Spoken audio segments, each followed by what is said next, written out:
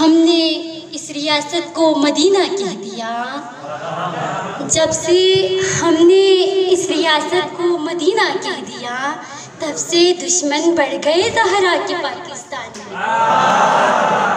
सदर महफिल, दिगर असातिज़ा इकराम, अज़ीज़ तालिबात, अस्सलाम वालेकुम। मैं आज गिलगित बल्तिस्तान की बेटी अपनी मादर वतन की आज़ादी का हवाल बयान करूँगी। ये बयान करते हुए मेरी सर फख्र से बुलंद हो जाती है कि कैसे मेरे गयूर बहादुर जवानों ने डोगरा राज से आज़ादी हासिल करके ना सिर्फ आज़ादी हासिल की, बल्कि किसी दुश्मन को हिम्मत नहीं कि वो मेरी तरह मिली हासिल देगी, क्योंकि इन्हें अच्छी तरह मालूम है कि इन्हें माजी में किस कौम से पाला पड़ा था। मेरा जवान न सख्त मौसम से घबराता है, न ही दुश्मन का खौफ से पीछे हटा सकता है। ये गिलगित बल्तिस्तान का जवान है जिनाबे वाला। वो गरीब थे, न हथियार था, न हुकूमती इमदाद थी उनके पास, लेकिन जब बात आज़ादी पर आई तो इन गयूर जवानों ने अपने आप को जंग के लिए रज़ाकाराना पेश कर दिया।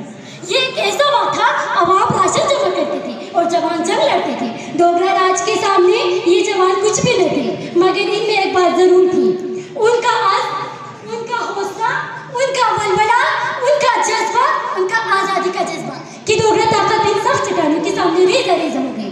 मैं फकीर से क्यों ना कहूँ कि मेरे अजदाद ऐसे लोग हैं कि उन्होंने माली वसाइल ना होते होंगे यकुम नवंबर को कर्नल हसन खान और मिर्जा बाबर की सरकर्दगी में जंग लड़ी और ये प्यारा वतन गिलगित बल्तिस्तान आज़ाद किया। ये कहना तो बहुत आसान है कि बेसर और सामान्य की हालत में जंग लड़कर आज़ादी हासिल की, लेकिन ज़रा सोचिए, ये सोचने का मकाम